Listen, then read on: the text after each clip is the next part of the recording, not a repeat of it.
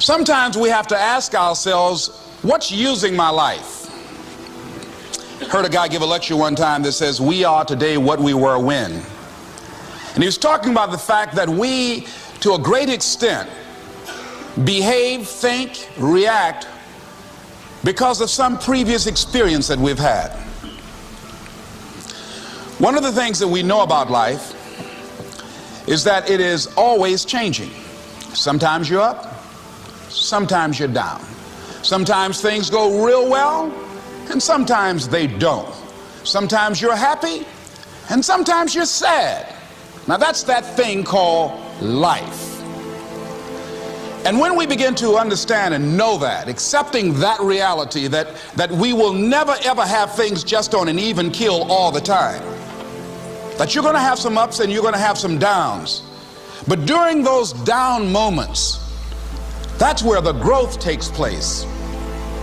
That's where the work is. See, anybody can feel good when they have their health, their bills are paid, they have happy relationships, the children are acting normal, business is successful.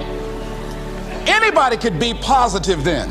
Anybody can have a larger vision then. Anybody can have faith under those kinds of circumstances. See, but the real challenge of growth, mentally, emotionally, and spiritually, comes when you get knocked down. Somebody said that adversity introduces a man to himself or a woman. How you handle it, that's where the growth takes place. When I was facing some challenges, I had a guy say something to me, and I suggest this is one of the first things that you want to do when you're facing a challenge. You want to get unstuck. Evaluate where you are. Look at it, assess yourself. Assess yourself and assess the situation. What brought you there? What role did you play? Earl Nightingale had a saying I like. He said, all of us are self-made, but only the successful will admit it. What has brought you to this point? What did you learn from it? Are you learning anything, or are you doing it over and over and over again? Somebody said that insanity is doing the same thing in the same way, expecting a different outcome. Are you going through it, or are you growing through it? Are you bigger and better because of it? Because it's not going to leave you until you grow through it. I was going through a major challenge in my life that was wearing me out, that was using me. And one of my students told me in a class that I was teaching, Lessons in Truth, she said, Les, until you handle it with grace, it will stay in your face. The challenges of life. How do we get stuck? A friend of mine went through a divorce. My best friend. He had a wife that did not love him as much as he loved her. It was his first real true love. He was a very religious man. Did not believe in divorce. He made a mistake. And he paid for his mistake with a lot of pain, a lot of tears. And there came to a point where he knew he should have gotten a divorce. But he was stuck. He was stuck in something called revenge. He said, she's made me so miserable, I'm going to pay her back. He was stuck.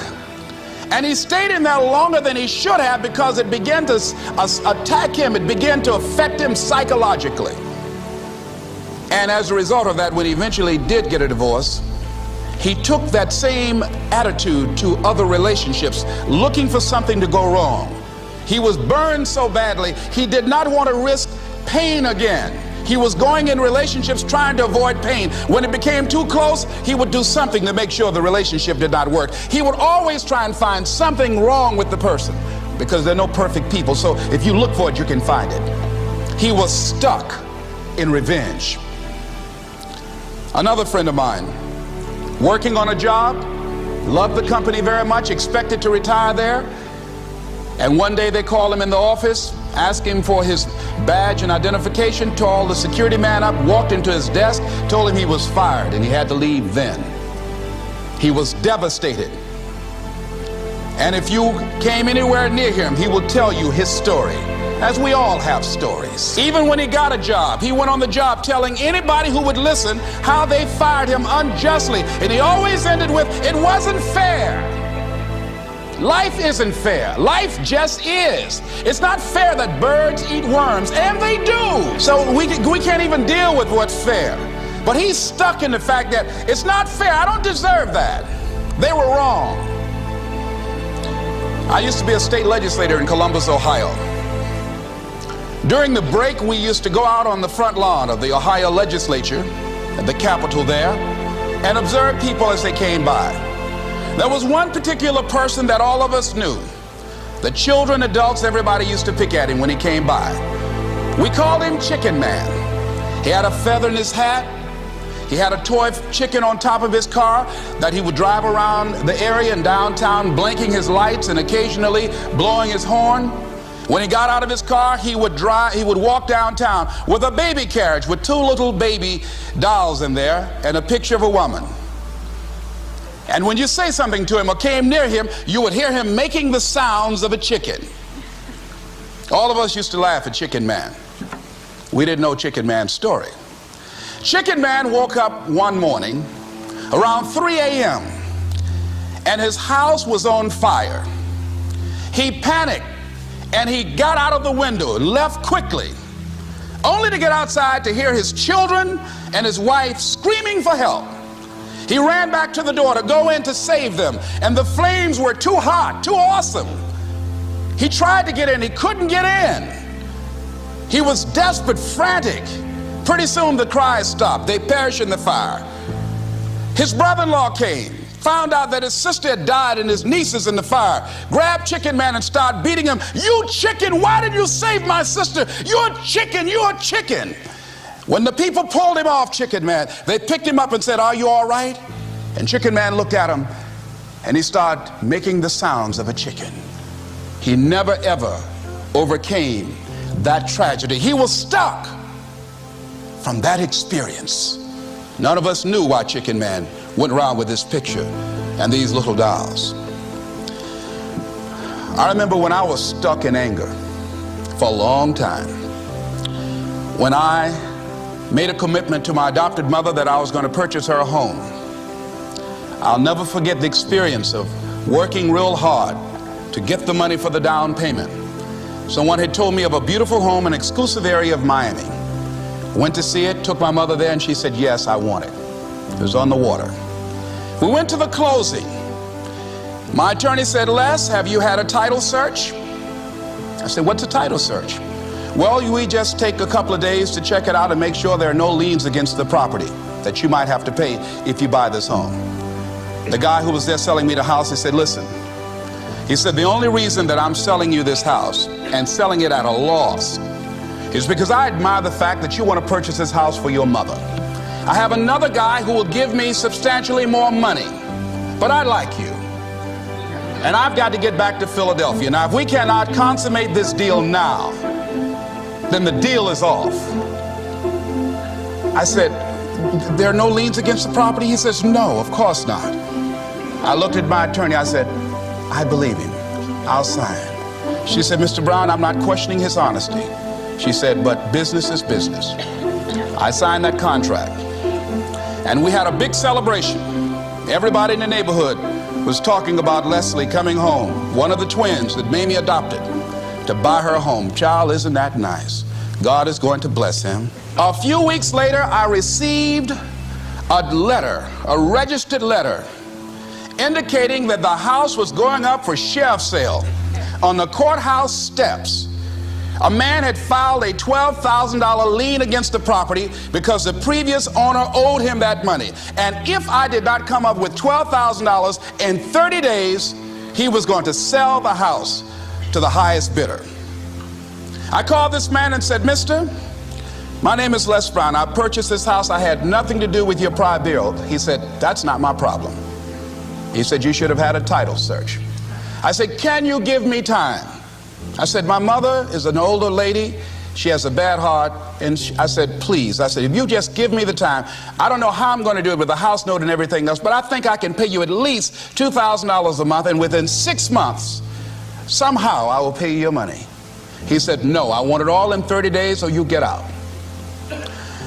I did everything I could, racked my mind thinking about how I could get $12,000, because I took everything I could to get the money just for the down payment and the closing.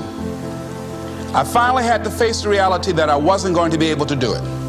I was up around 2 o'clock in the morning, walking back and forth, thinking, how was I going to tell my mother this? My children were there in the room sleeping all night long. I agonized over this. I lost over 23 pounds. Pretty soon I went in the room where my mother was sleeping, and I said, Mama, I got down on my knees by the bed. I said, Mama, I got to talk to you. And she said, what's wrong? I said, Mama, I said, we got to get out the house. I said, in my haste to buy the house, I made a mistake. She said, that's all right, baby. I didn't like this house anyhow.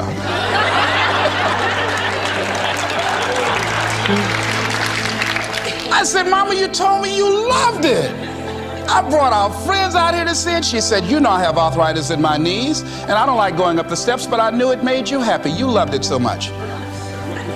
I said, Mom, I've lost 23 pounds agonizing over this. Well, we had to pack up and go back to the old house down the street from Northwestern High School in Liberty City.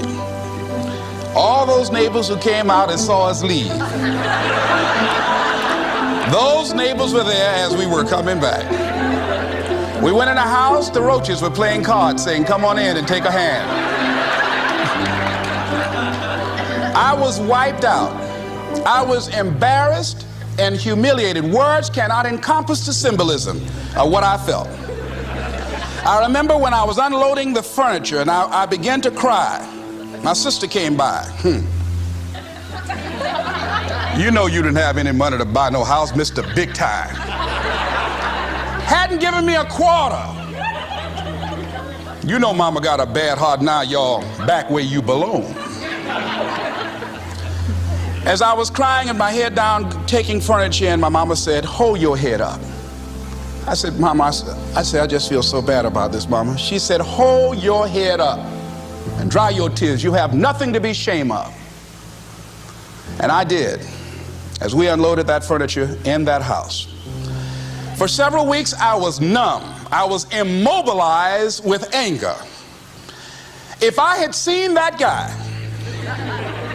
I was thinking about flying to Philadelphia. I had all kind of dreams about him. And I didn't want to hit this guy here. Hitting would have been too good for him. I just wanted to just grab him and just bite him. They'd have found him. They say, well, we found this guy just chewing on him. Beating would have been too good for him. I'd have just bit him every time he... I'd have been like a Doberman Pinscher. Yeah? God would have said, I thought I made everything, but I don't know where this came from.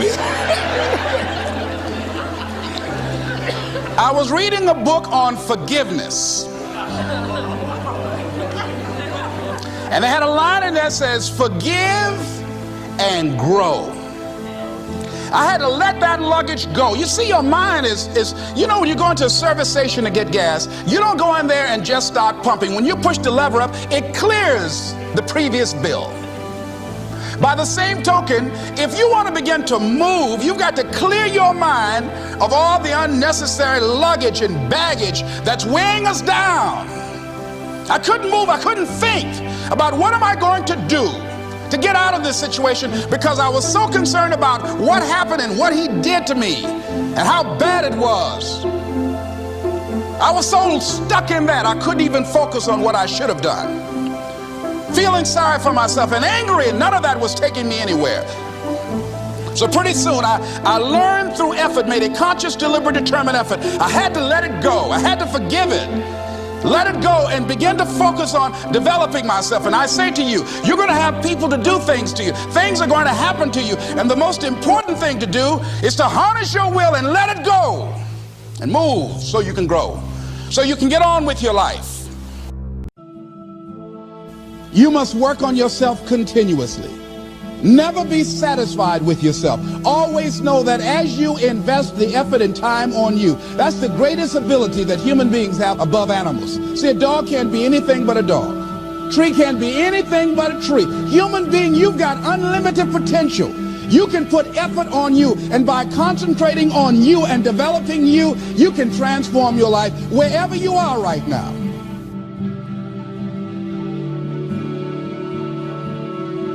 And as you continue to work on yourself, you will begin to expand your vision of yourself. You'll begin to work towards self-mastery. And you will begin to see it reflect itself in all the dimensions of your life, your mental life, your physical life, your social life, in your relationships, your monetary life. So concentrate on developing yourself. The next thing is develop a health plan. See, you can't feel well and do well if you don't have good health. You can't perform if you don't have your health. Your health is valuable. Develop a health plan. A plan that you will follow, because this is the only vehicle that you have to carry you through this experience called life. And you want to take good care of it because you love you enough. You care enough about you. And that's not easy. It is not easy having a health plan and sticking to it. You want to live life with energy and passion. You want to make a conscious effort to be lively. You want to be happy. You got a lot to be thankful for. So you've got to learn to stand up to yourself inside yourself and short circuit, override that conversation that's always going on. 85% of what that conversation will tell you is negative. It's negative. It will tell you you're tired when you really are not tired. It will tell you you can't do it. It will fill you with fear. So you've got to watch that conversation. And when you find it going on, you've got to stand up to it and say, I'm going to do this anyhow. I'm afraid, but I'm afraid not to do it. And I'm not going to let you stop me. The biggest challenge that you will have in life is you. There's an old African proverb that says, if there's no enemy within, the enemy outside can do us no harm.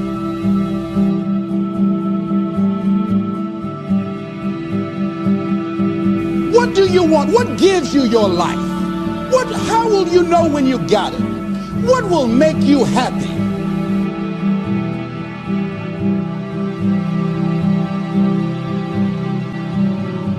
You need to know. You need to start asking yourself some questions. What do I really, really, truly want?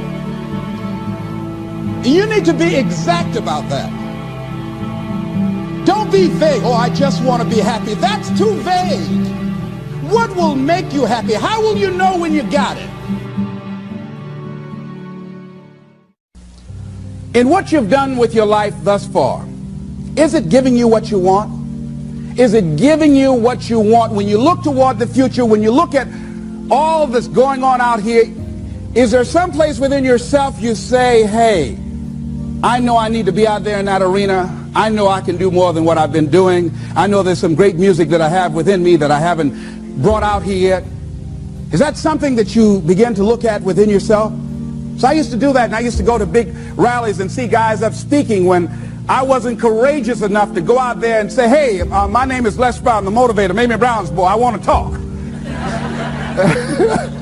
I would never do that. I'd just be back there looking at them and want to get their autograph and would say, can I meet you, Mr. Wiggly, or can I meet Mr. Zig Ziglar? Please tell him, who are you? Oh, Les Brown.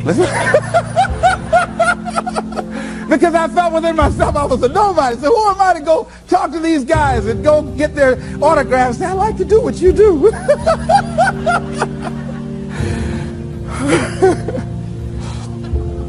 See, I say if you look at your life, and if you're not getting what you want, you owe it to yourself to do something differently. If you're on a job, 85% they say of Americans go to jobs that they're unhappy. If you're doing something 8 hours a day that you don't like, it's not giving you what you want, it's not giving you a strong feeling of satisfaction and fulfillment, you're miserable, you hate to go there, you're depressed just thinking about it, you sing the Thank God It's Friday song every week, it's giving you headaches just thinking about it on Sunday afternoon after the football game goes off. if that's what it is, you owe it to yourself to start strategically working to change directions. See, but you know what most people will do? Most people will resist change. Most people will fight change as if change would be worse than what they're experiencing. See, they know this. They're familiar with this. Most people will not challenge the unknown. They won't just step out there. See, there's certain things that's got to be in place. They got to see it all together. And life isn't like that. That's not how you grow. So as you look at your life, you're saying, I'm not getting what I want. As you begin to look toward the future, begin to know that whatever it takes for you to create that, you've got that in you. You've got that. You've got genius in you. You've got goodness in you. You've got creativeness in you. If you decide to take the initiative to change the current quality of your life, I say to you that you will find that the universe is on your side, that life is on your side. Now, will it be turbulent? Yes. Will it be easy? No, no. Will you have some opposition? Yes. Will I make a lot of mistakes? Yes. Will I get hurt? Yes. Yes. See, a lot of people won't try anything different in life because they don't want to get hurt. Let me tell you something. It's too much pain to duck. Pain is everywhere. You can hide under here. It will come where you are. Really, if I go back here, pain will come. Hey, Les, come on out. It will come. It's everywhere. Viktor Frankl calls it unavoidable suffering. You can't duck it. But most people spend their life not wanting to deal with the pain of rejection, the pain of defeat, the pain of being disappointed, the pain of losing, the pain of failure, the pain of being criticized, the pain of not being liked, the pain. That's called life. Life is full of pain. It's everywhere. But guess what? There's no gain without pain. Now, if you're going to hurt anyhow, get some yardage out of it.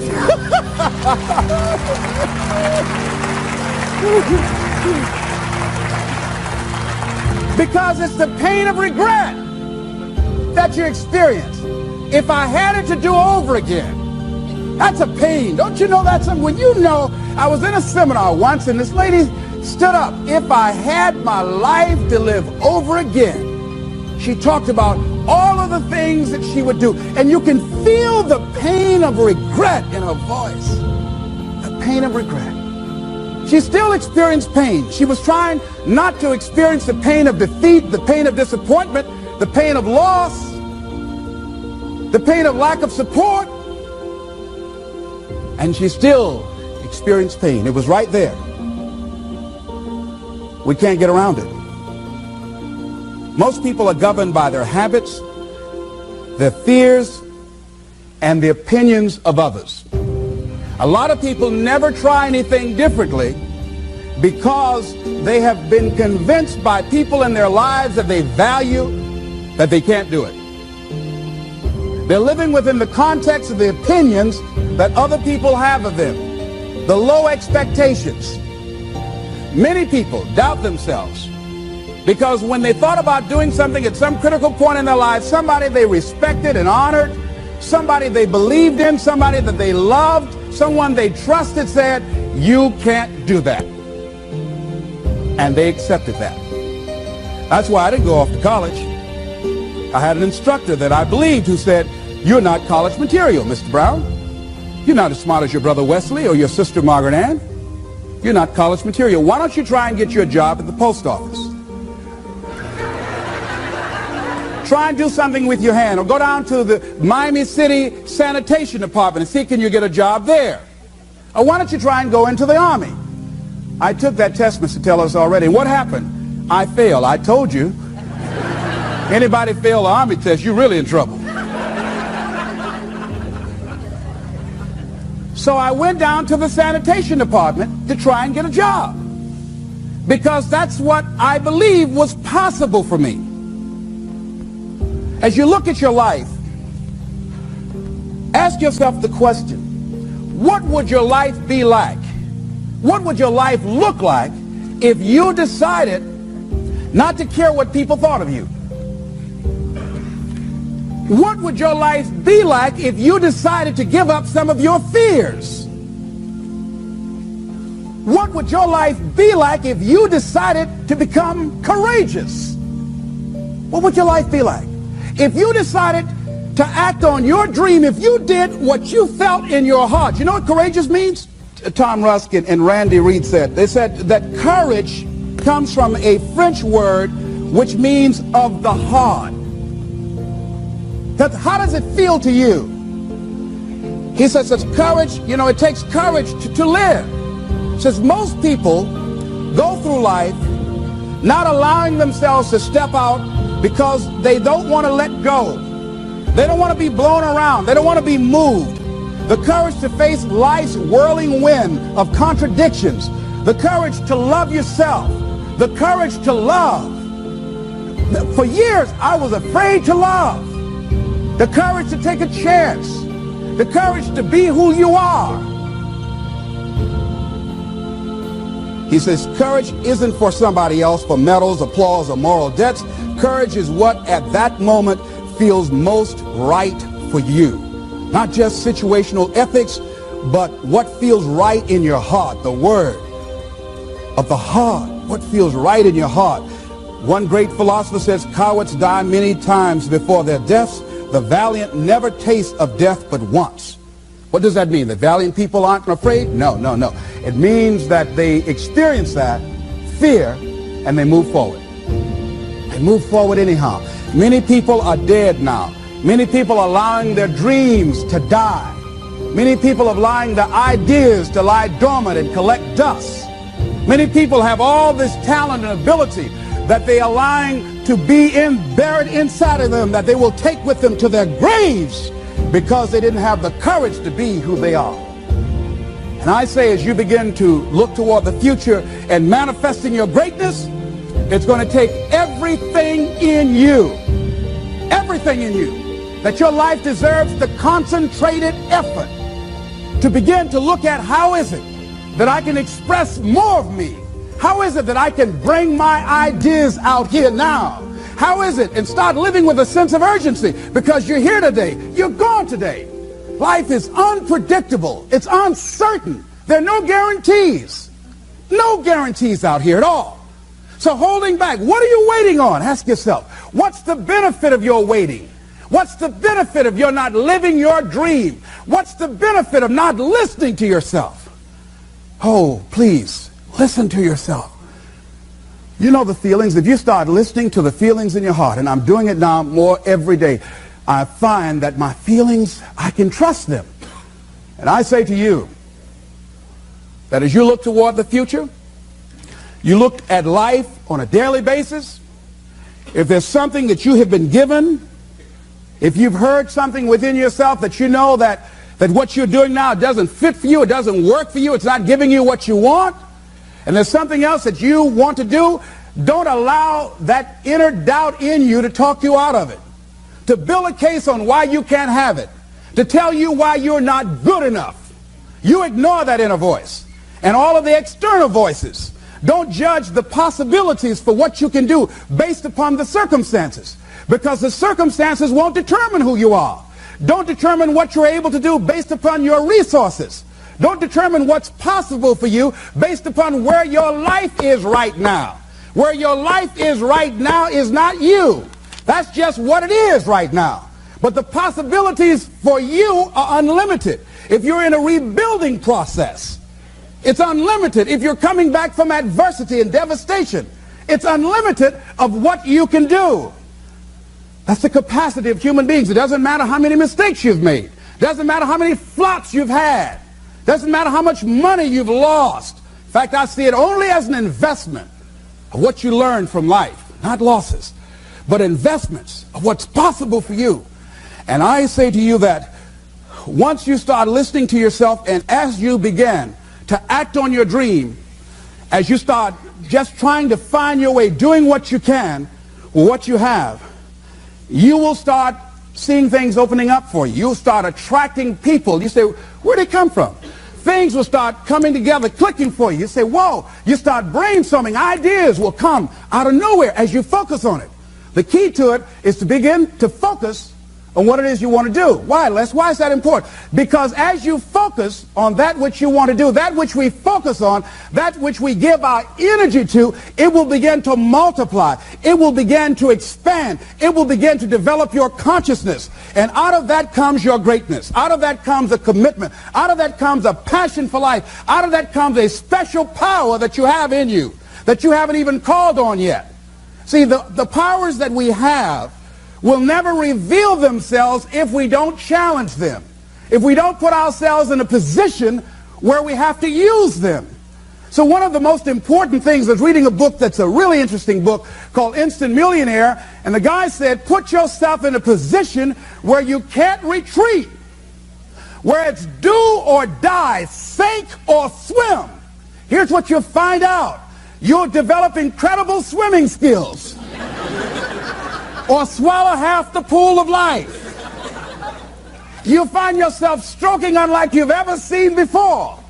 Through the inspiration of desperation, you'll become more creative than ever before. So what is it? How do we handle that whole piece? Throw your whole self into it. See, most people go at it tentatively. They don't give all their stuff. They don't concentrate. They don't put everything they've got in them. One guy wrote a book called All You Can Do Is All You Can Do. And all you can do is enough. But he said, make sure you do all you can do. And if we're honest this evening, we know that we haven't done all we can do. So as we look at the future, we can decide that from this day forward, as I look at my personal relationships, if I look at my professional relationships, if I look at my family relationships, if I look at all the dimensions of my life, looking at myself mentally, emotionally, and spiritually, I'm going to do all I can do to develop me, to bring my talent out here, to make a contribution to life.